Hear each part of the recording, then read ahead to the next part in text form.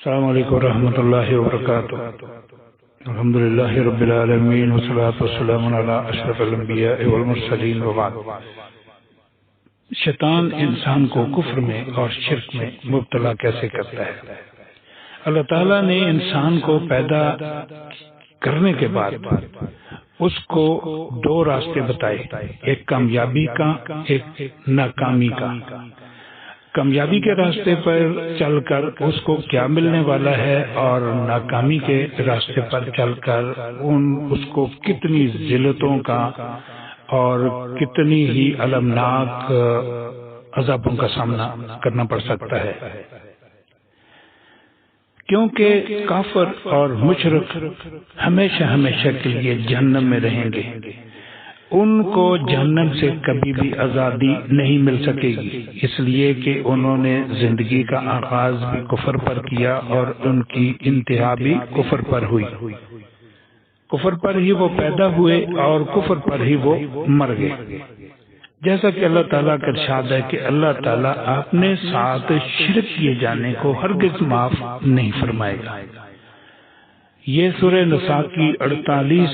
Number آیت ہے، اور یہی شیطان چاہتا ہے کہ لوگ ایسے گناہوں میں مبتلا ہو جائیں جن کے سبب وہ ہمیشہ ہمیشہ کے لیے جہنم میں چلے جائیں اور وہ کبھی دوزخ کی آگ سے، جہنم کی آگ سے باہر نہ نکل سکیں۔ چنانچہ اللہ تعالیٰ ارشاد فرماتے ہیں، ان کی مثال ایسے شیطان کی سی ہے کہ پہلے وہ انسان سے کہتا ہے کہ کفر کر، اور جب انسان کفر کر بیٹھتا ہے تو وہ کہتا ہے کہ میں تجھ سے بری ہوں، اب میرا تجھ سے کوئی تعلق نہیں ہے، کیونکہ اس کی ڈیوٹی پوری ہو چکی ہے۔ جس کام کے لیے شیطان اس کے پیچھے لگا تھا، اس نے اس کام میں کامیابی حاصل کر کے اس کو ناکام و نامراد بنا دیا۔ ایک حدیث قدسی ہے، اللہ تعالیٰ فرماتے ہیں، بے شک میں نے اپنے بندوں کو شرک سے پاک یک طرفہ دین پر پیدا کیا ہے، پھر ان کے پاس شیطان آئے، انہوں نے ان کے دین سے برگشتہ کیا، پھیر دیا اور ان پر وہ چیزیں حرام کر دیں جو میں نے ان کے لیے حلال کی تھی، اور انہیں میرے ساتھ شرک کرنے پر آمادہ کیا جبکہ میں نے اس کی کوئی دلیل نازل نہیں کی تھی۔ اللہ تعالیٰ ارشاد فرماتے ہیں، اور شیطان کے قدموں کی پیروی مت کرو، کیونکہ وہ تمہارا کھلا دشمن ہے، وہ تمہیں صرف برائی اور بے حیائی کا حکم دیتا ہے اور تمہیں یہی سکھاتا ہے کہ تم اللہ کے نام پر وہ باتیں کہو جن کے متعلق تمہیں علم نہیں ہے۔ آج رمضان میں یا کسی بڑے موقع پر، کسی بڑے ایونٹ پر آپ دیکھیں گے کہ جو کنجر لوگ ہیں اور جن کا دین سے کوئی تعلق نہیں ہے، وہ ٹی وی پر، وہ مختلف چینلز پر آ کر رمضان پروگرام کرتے ہیں اور دوسرے پروگراموں میں وہ دین سکھا رہے ہوتے ہیں، جبکہ خواتین کے سروں پہ نہ دوپٹہ ہے اور نہ ہی ان کا کوئی شرعی پردہ ہے۔ وہ بالکل اس طرح نمودار ہوتی ہیں کسی بھی چینل پر کہ جس طرح کسی فروٹ کو چھیل کر پلیٹ میں سجا کے رکھ دیا جائے۔ اللہ تعالیٰ ارشاد فرماتے ہیں، شیطان چاہتا ہے کہ شراب اور جوئے کے ذریعے سے تمہارے درمیان عداوت اور بغض ڈالے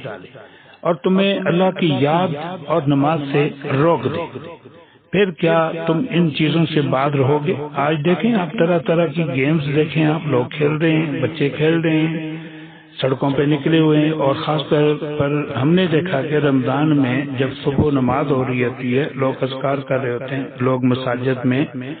دین کی محفل میں ہوتے ہیں، اور نوجوان بچے چھوٹے اور بڑے سب سڑکوں پر نکلے ہوتے ہیں اور وہ کرکٹ میچ کھیل رہے ہوتے ہیں۔ نہ ان کو قرآن کا پتہ ہے، نہ ان کو اذکار کا پتہ ہے، نہ ان کو دین کا پتہ ہے، کسی چیز کا پتہ نہیں ہے۔ اور یہی شیطان نے ان کو بات ذہن میں ڈالی کہ تم جو کرتے ہو وہ ٹھیک ہے، اور دین سے یکسر ان کو مخالف کر دیا، ان کو ہٹا دیا۔ اسی طرح لوگوں کو فتنوں اور جنگوں، لڑائی جھگڑوں پر ابھارنے میں شیطان نا امید نہیں، یعنی اسے امید ہے وہ اگر لوگوں کو کفر شرک میں مبتلا نہ کر سکا تو انہیں مختلف قسم کے فتنوں اور باہمی عداوت اور لڑائی اور جھگڑوں میں ضرور مبتلا کر دے گا،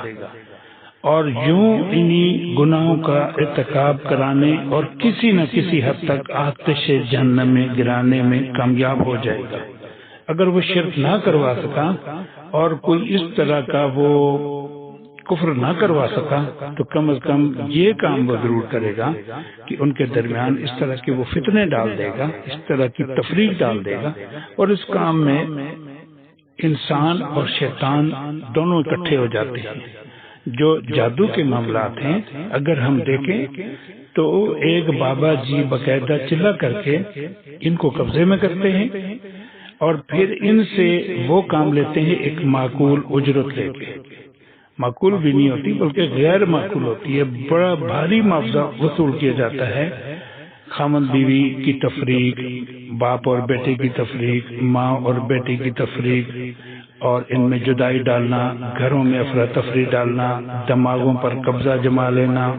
شیاطین کے ذریعے۔ کوئی اگر سیدھی بات کرنا بھی چاہتا ہے تو وہ نہیں کر سکتا، کوئی اگر اپنے اندر سدھار پیدا کرنا بھی چاہتا ہے تو وہ نہیں کر سکتا، لیکن اس میں انسان کا اپنا قصور یہ ہے کہ اس نے قرآن کو بھی چھوڑا، اس نے نبی کے فرمان کو بھی چھوڑا، اور وہ ان راستوں پر چل پڑا کہ جن راستوں کو شیطان نے پہلے سے سجا کے اس کے سامنے مزین کر کے رکھا ہوا ہے، اور اس کو اگر نصیحت کی جاتی ہے تو وہ شیطان کی بولی بولتا ہے، وہ ایماندار لوگوں کی بولی نہیں بولتا۔ اللہ تعالی ہمیں سمجھنے کی اور قرآن اور سنت پر عمل کرنے کی توفیق عطا فرمائے، اور اللہ تعالی ہمیں ہمیشہ اپنی رحمتوں کے سائے میں رکھے۔ السلام علیکم رحمۃ اللہ وبرکاتہ۔